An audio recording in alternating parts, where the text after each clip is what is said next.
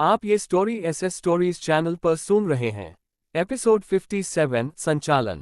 आगे पहाड़ी रास्ते पर तलवारों से भरा एक बक्सा लिए एक युवक पास आया। ये युवक बेहद आकर्षक था, लेकिन ये सामान्य प्रकार की सुंदरता नहीं थी।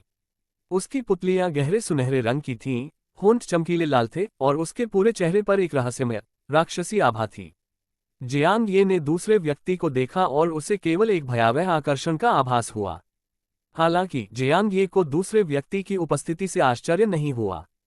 वह था शारीरिक बनावटः गहन शरीर, निचला डी प्रतिभा ताओ बोन प्रतिभा। जियांग ये ने उस राक्षसी युवक के सिर के ऊपर लिखे उपशीर्षक को देखा। ये पहली बार था जब उसने चेन जिलू के अलावा किसी अन्य ताओ बोन प्रतिभा को देखा था। लोअडी जियांग ये को बहुत आश्चर्य हुआ, क्योंकि वह जानता था कि नश्वर शरीरों की श्रेणी केवल ए लेवल को ऊपरी, मध्य और निचले भागों में विभाजित करती है। क्या ऐसा हो सकता है कि प्रोफाउंड बॉडी से शुरू होकर प्रत्येक श्रेणी ऊपरी, मध्य और निचली श्रेणियों में विभाजित हो जाती है? गहन शरीर, निचला डी चेन जिलू के प्रोफाउंड बॉडी अपर ए की तुलना में क्या यह 1 दर्जन से अधिक स्तरों का अंतर नहीं है? ऐसा लगता है कि ताओ बोन प्रतिभाओं के बीच का अंतर भी अविश्वसनीय रूप से विशाल है, जियांग ये ने खुद से सोचा। वांग जियांग ने झाओ क्विंगली की ओर देखा। क्या आप उस व्यक्ति को जानते हैं? झाओ क्विंगली ने कहा, वो मेरे जैसे ही मिडिल स्कूल में गया था। उसका नाम वान्याओ यांग है। ये व्यक्ति बहुत कष्टप्रद है। तुम्हारा क्या मतलब है? जियांग ये ने उत्सुकता से उसकी ओर देखा। वह बचपन से ही असाधारण रूप से प्रतिभाशाली रहा है, जिसमें विशेष क्षमताएं हैं।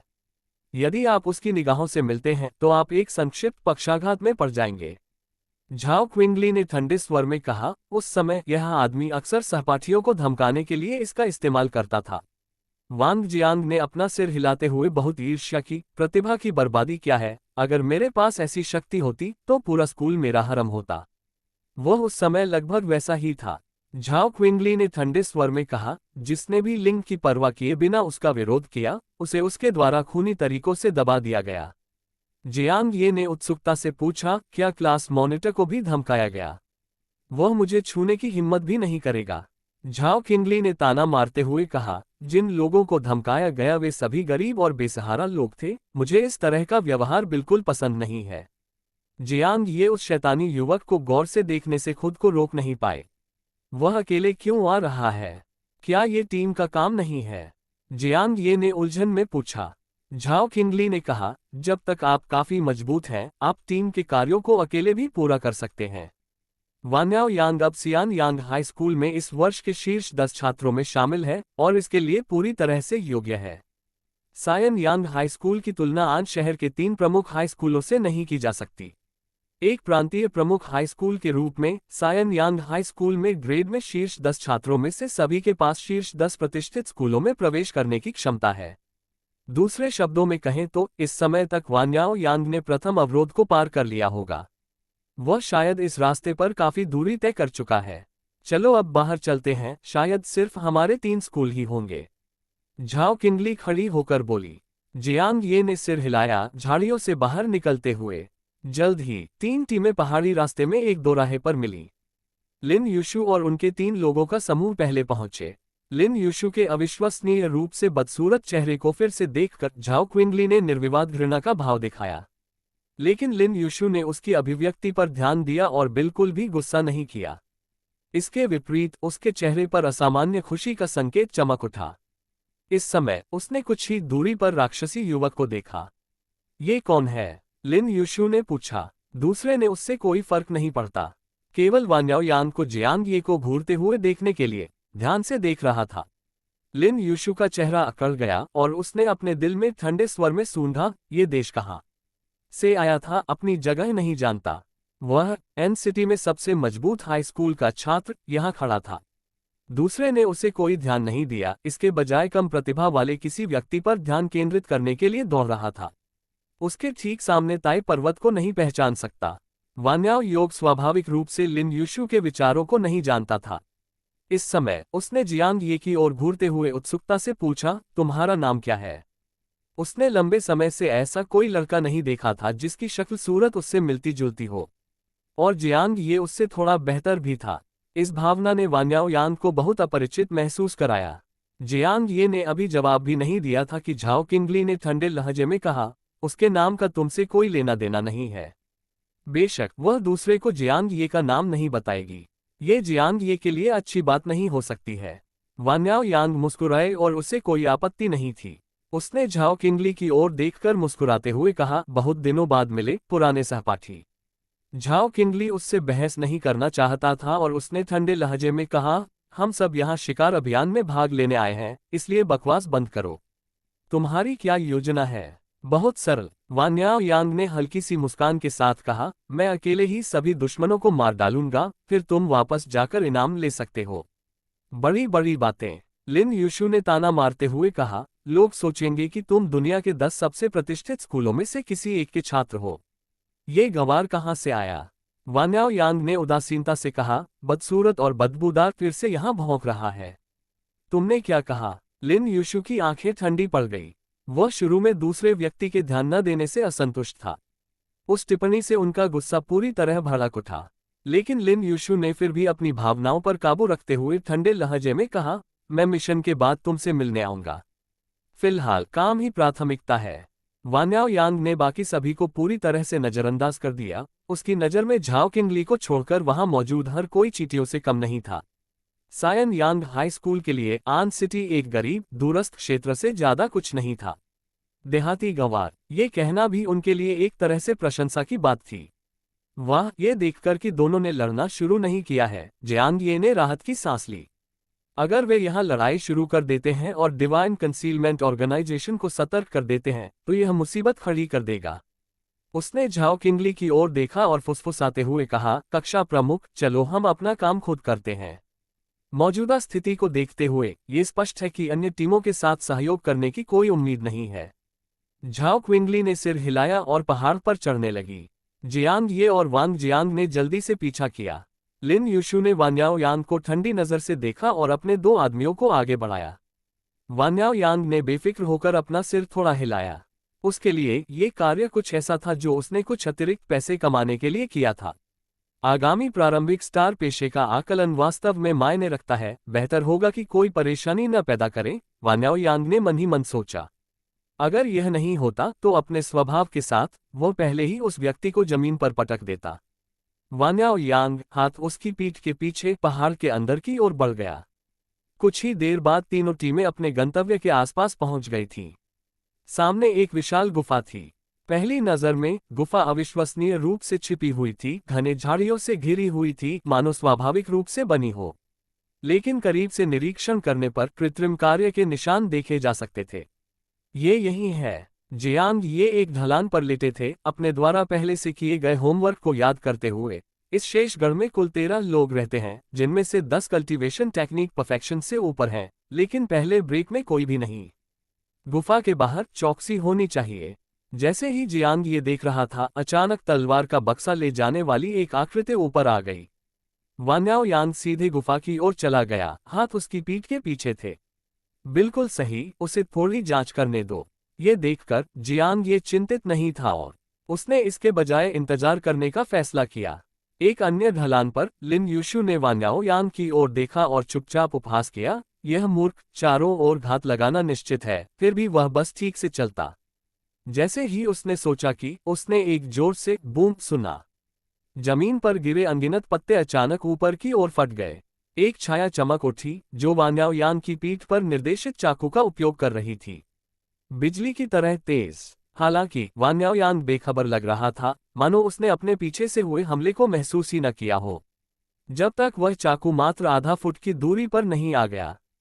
क्लैंग, पलक झपकते ही उसकी पीठ पर रखी तलवारों की पेटी में जोरदार कंपन हुआ, जिससे तलवार की रोशनी की एक किरण आकाश की ओर फैल गई। श्वाक, वान्याओ यांग पर निशाना साधने वाले हमलावर को तलवार की रोशनी ने 2 हिस्सों में काट दिया। वह 2 टुकड़ों में बिखर गया। शरीर जमीन पर गिर गया। खून तेजी से बाहर निकला। वान्याओ यांग का चेहरा शांत बना रहा और वह बिना हाथ हिलाए गुफा की ओर चलता रहा। कितना मजबूत! ये देखकर लिन यूशु की आंखें तेजी से सिकुड़ गईं। पिछली बार स्टार स्काई रिफाइनमेंट में भाग लेने और वापसी करने के बाद उन्होंने फर्स्ट ब्रेक में भी जगह बना ली थी। फिर भी वह अभी अभी वान्याओ यांग की हरकत को स्पष्ट रूप से देख भी नहीं पाया। आखिर ये आदमी कौन है, ये इतना ताकतवर कैसे हो सकता है? लिन यूशु का चेहरा गंभीर हो गया। इसी क्षण उसने जियांग ये, झाओ किंगली और वांग जियांग को गुफा की ओर दौड़ते हुए देखा। बिना किसी हिचकिचाहट के लिन यूशु अपने दो साथियों के साथ गुफा की ओर दौड़ पड़े। जैसे ही तीनों दल गुफा में दाखिल हुए, कुछ 100 मीटर की दूरी पर पेड़ की छतरी के ऊपर दो आकृतियां खड़ी थीं, गुफा की ओर देख रही थीं। ये दोनों झांग जियानवु और कांग हैशिन थे। इस तरह के घेराबंदी मिशन के लिए स्कूल ने हमेशा विशेषज्ञों को किसी भी दुर्घटना के खिलाफ गुप्त रूप से गार्ड करने के लिए नियुक्त किया, लेकिन इस बार उनकी भागीदारी का मतलब इससे कहीं अधिक था। झांग जियानवु ने गुफा की ओर देखा और इत्मीनान से कहा, यहाँ तक कि सियान यांग हाई स्कूल से वान्याओ यांग भी आ गए हैं। ऐसा लगता है कि हमें इस समय कदम रखने की कोई आवश्यकता नहीं है। कांग हैशिंग ने अपना सिर हिलाते हुए कहा, बस वान्याओ यांग इसे संभालने के लिए पर्याप्त नहीं था। इस गढ़ के भीतर कई फर्स्ट ब्रेक के करीब हैं और दो दूसरे ब्रेक के करीब हैं। उसके चेहरे पर उपहास का एक संकेत दिखाई दिया। झांग जियानवु ने हल्के से सिर हिलाया और हंसते हुए कहा, ये वान्याओ यांग प्रारंभिक स्टार प्रोफेशन मूल्यांकन में भाग लेने की तैयारी कर रहा है, फिर भी वह यहाँ आकर मामले को उलझा रहा है। अगर इससे मूल्यांकन प्रभावित होता है तो ये लाभ से अधिक हानि का मामला होगा। कैंग हैशिंग ने कहा, इस बारे में बात करते हुए मेरी योजना है कि लिन यूशु अगले महीने होने वाली स्टार प्रोफेशन की तैयारी परीक्षा में भाग ले। आपके स्कूल का क्या विचार है? किसी को भी नहीं? फिर से कोई नहीं? कैंग हैशिंग ने आश्चर्य से कहा, आपके आन सिटी नंबर 3 हाई स्कूल ने लगातार कई वर्षों से किसी को नहीं भेजा है। झांग जियानवु ने सिर हिलाते हुए कहा, प्रारंभिक स्टार प्रोफेशन प्रतिभाओं के लिए एक मंच है। सिटी नंबर 3 हाई स्कूल तो सिर्फ एक घटिया हाई स्कूल है, हम प्रतिस्पर्धा करने के योग्य कैसे हो सकते हैं? उसकी आवाज में थोड़ी सी बेबसी झलक रही थी। एपिसोड 58 वाद। गुफा के अंदर तीनों टीमों की रफ्तार बेहद तेज थी। कुछ ही सेकंड में वे पहले ही अंदर आ चुके थे। इस समय हर कोई एक लंबे अंधेरे मार्ग पर आगे बढ़ रहा था। जियांग ये ने वान्याओ यांग के पहले के कदम के बारे में याद किया, उसका दिल कुछ हद तक अस्थिर था। अभी भी एक हाई स्कूल सीनियर प्रतिद्वंद्वी की ताकत स्पष्ट रूप से एन सिटी से सभी से कहीं आगे निकल गई। ताओ बोन टैलेंट। जियांग ये चुपचाप सोचा, तो ये ताओ बोन टैलेंट है। इस दुनिया में केवल ताओ बोन टैलेंट को ही सच्चा जीनियस माना जाता है। कम प्रतिभा वाले लोग, यदि भाग्य के बिना, तो जीवन भर में ऐसे लोगों के साथ एक ही ऊंचाई पर कभी नहीं खड़े हो सकते। जन्म से ही वे एक ही प्रजाति के भी नहीं हैं। एक बार जियांग ये ने केवल इस बारे में सुना था। अब ताओ बोन टैलेंट के साथ एक सहकर्मी को पहली बार एक कदम उठाते हुए देखकर उसे एहसास हुआ कि यह कहावत कितनी वास्तविक है। लेकिन अगर हम दूर और समृद्ध पूर्वी डोमेन के 10 प्रांतों को देखें, तो ताओ बोन टैलेंट को भी केवल मध्य ऊपरी माना जा सकता है। असाधारण प्रतिभा वहां का सबसे चमकदार अस्तित्व है। मुझे आश्चर्य है कि वहां की दुनिया कैसी दिखती है। जियांग ये का दिल तरस रहा था। तभी मोर्चा अचानक चौड़ा हो गया। ऐसा लग रहा था कि वे एक चट्टान के किनारे पर आ गए हैं। नीचे एक मानव निर्मित विशाल गड्ढा था। गड्ढा हजारों मीटर तक फैला हुआ था, अविश्वसनीय रूप से चौड़ा, अंदर विभिन्न सुविधाओं के साथ मार्शल आर्ट चरण, खेती पूल, गोदाम। एक पल में जियांग ये ने आगे के सभी दर्शनीय स्थलों को ले लिया था। निश्चित रूप से ये दिव्य छिपाव संगठन की मांद है। जियांग ये की आंखें चमक उठीं। पहले किसने सोचा होगा कि ऐसा दृश्य यहाँ गुफा की गहराइयों में होगा। डिवाइन कंसीलमेंट ऑर्गेनाइजेशन ने स्पष्ट रूप से एक भूमिगत कुटी की व्यवस्था करते हुए जमीन को खोखला कर दिया। इस बीच दुश्मन का हमला। भूमिगत कुटी से एक भयंकर चीख आए। अगले ही पल आंकड़े कुटी से बाहर निकलने लगे, जानलेवा रूप से उनकी ओर बढ़ रहे थे। बूम! इससे पहले कि जियांग ये और अन्य लोग एक कदम उठा सकें, वान्याओ यांग की आकृति एक परछाई में बदल गई थी और उसकी तलवार चमकती हुई आगे बढ़ी। पलक झपकते ही एक शरीर नीचे गिर गया। हमें भी चलना चाहिए, झाओ किंगली ने कहा। जो भी कीमती चीज छीनेगा वह उसी की होगी। इसे जमा करने की जरूरत नहीं है। जियांग ये ने आश्चर्य से पूछा। वांग जियांग ने कहा, मिशन के दौरान अर्जित की गई हर चीज, जब तक कि स्कूल द्वारा विशेष रूप से अनुरोध न किया जाए, अपने पास रखी जा सकती है। जियांग ये ने अपनी भौहें ऊपर उठाईं। स्विश! बिना कुछ और कहे वह तेजी से आगे बढ़ा और गुफा की ओर दौड़ पड़ा। उनकी पहले की नज़र में ही कई औषधि भंडार और साधना सामग्री दिखाई दे चुकी थी, जो सभी काफी मूल्यवान थीं। चूंकि इन पर अपना दावा किया जा सकता है, इसलिए वह स्वाभाविक रूप से इस अवसर का लाभ उठाना चाहता है। झाओ किंगली और वांग जियांग ने एक दूसरे की ओर देखा और तेजी से जियांग ये की ओर बढ़ गए। इस बार उनके आने का मुख्य उद्देश्य जियांग ये की रक्षा करना था। मिशन को पूरा करना गौण था। स्विश! इसी क्षण चाकू लिए कई लोग जियांग ये और अन्य लोगों की ओर दौड़े। उनमें से एक काले कपड़े पहने व्यक्ति ने जियांग ये पर निशाना साधा। ईश्वरीय गोपनीयता को ठेस पहुंचाने की हिम्मत वाकई बहुत साहस है। काले वस्त्र पहने उस व्यक्ति का चेहरा बेहद भयावह था। उसका चेहरा गहरे रंग के धब्बों से ढका हुआ था, आंखें लाल थीं, उसे देखना बेहद डरावना था। आज तुम में से कोई भी जिंदा नहीं बचेगा। वह उन्माद में आकर जियांग ये पर टूट पड़ा। ये दृश्य देखकर जियांग ये ने देर करने की हिम्मत नहीं की और तुरंत एक छोटा सा चाकू निकाल लिया। दिव्य गुप्त संगठन के सदस्यों ने एक विशेष अनुष्ठानिक अशुद्धता से गुजरने के बाद अपनी शारीरिक संरचनाओं को बदल दिया है। उन्हें इंसान भी नहीं कहा जा सकता क्योंकि वे शैडो रेस का हिस्सा बन चुके हैं। जियांग ये की निगाहें बर्फीली थीं। उसका सामना किसी इंसान से नहीं बल्कि आधे इंसान और आधे शैडो रेस के राक्षस से हुआ। ये सोचकर उसका मन शांत हो गया और उसने बचाव के लिए चाकू को पकड़ रखा था। क्लिंग! काले वस्त्र पहने उस व्यक्ति ने एक लंबा चाकू लहराया और बड़ी ताकत से वार किया। जियांग ये की बांह थोड़ी कांप उठी। उसने प्रतिद्वंद्वी की ताकत का अंदाजा लगाते हुए कहा, साधना तकनीक में निपुणता प्राप्त कर चुका है और कम से कम एक तारा आकाश शोधन से गुजर चुका है। लेकिन फर्स्ट ब्रेक तक की दूरी अभी भी बहुत अधिक थी। जियांग ये का शरीर डगमगा रहा था। वह लगातार चाकू का इस्तेमाल करके खुद को बचा रहा था, साथ ही घातक प्रहार करने के अवसर की तलाश में था। तभी अचानक उसकी आंखें चमक उठीं। मारना! जियांग ये की निगाहें उग्र हो गईं और उसने चाकू से वार किया। इस क्षण उसकी आक्रमण गति में स्पष्ट रूप से वृद्धि दिखाई दी। पूछी पूछी पूछी! काले कपड़े पहने हुए व्यक्ति की छाती पर बिजली की गति से लगातार 3 वार किए गए। ब्यूटी पाथ चेजिंग विपरीत लिंग के दुश्मनों या टीम के साथियों का सामना करते समय हमले की गति 35% बढ़ जाती है और नुकसान पहुंचाने की संभावना 50% बढ़ जाती है।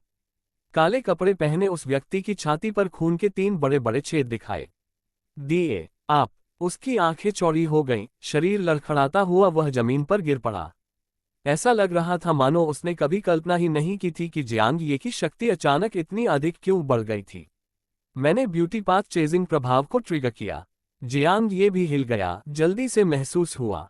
टीम में झाओ क्विंगली की वजह से अभी अभी उसके हमले की गति 35% बढ़ गई और क्षति 50% बढ़ गई। 3 चाकू से सीधे प्रतिद्वंद्वी की मौत हो गई। उसी समय झाओ क्विंगली और वांग जियांग ने भी अन्य काले कपड़े पहने पुरुषों के साथ व्यवहार किया। वांग जियांग दौड़कर आया और बोला, अद्भुत! क्या ये वास्तव में पहली बार किसी को मार रहा है? उसने पहले जियांग ये को भी अपनी चाल चलते देखा था। तकनीक इतनी निर्णायक और साफ थी। झाओ क्विंगली ने जियांग ये पर भी एक अप्रत्याशित नजर डाली। जियांग ये के पास और अधिक कहने का समय नहीं था। सामने काले कपड़े पहने आदमियों से निपटने के बाद वह आगे गोदाम की ओर दौड़ा। हजारों मीटर तक फैले इस कुटी में कई गोदाम थे और जियांग ये के सामने एक छोटा गोदाम था। वे काले कपड़े पहने हुए लोग पहले इस गोदाम की रखवाली करने वाले बल थे।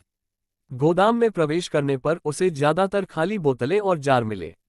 जियांग ये ने तुरंत उसकी तलाशी ली और जल्द ही उसे ड्रैगन पिल की 9 बोतलें मिल गईं।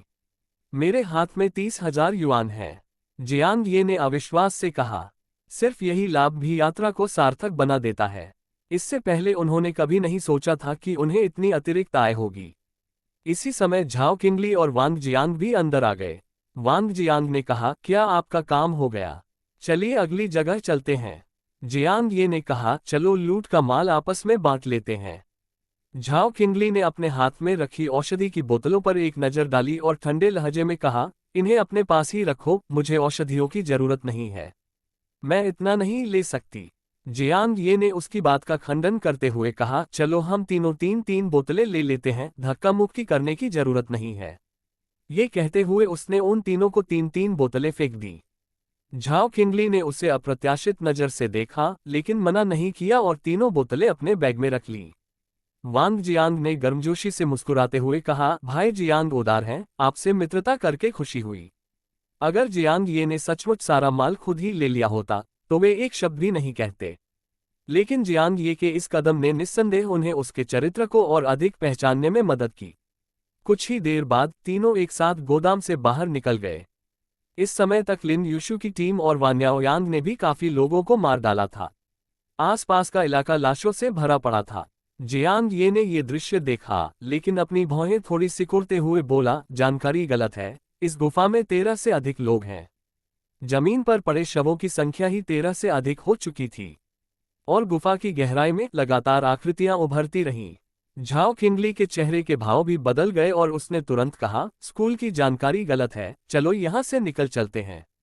गलत सूचना एक अत्यंत गंभीर मामला है। हालांकि फिलहाल सिर्फ कर्मचारियों की संख्या में ही गड़बड़ी है, लेकिन कौन जानता है कि इससे भी अधिक गंभीर गलतियां हो सकती हैं या नहीं। जल्दी जाओ। झाओ किंगली ने तुरंत जियांग ये को खींचा और बाहर निकलने की ओर चल पड़ी। बूम! तभी अचानक जमीन में धमाका हुआ और कई हटे कट्टे लोग आसमान की ओर उड़ गए। एक मजबूत आभा फैल गई, फर्स्ट ब्रेक के सभी पावरहाउस के करीब। इस बीच कुटी की गहराई में दो मजबूत आभा ज्वालामुखी की तरह फूट पड़ी, जिसने पूरे भूमिगत स्थान को तुरंत ढक लिया। ऐसी आभा आश्चर्यजनक रूप से वान्याओयान की तुलना में कमजोर नहीं थी। यहां तक कि बहुत अधिक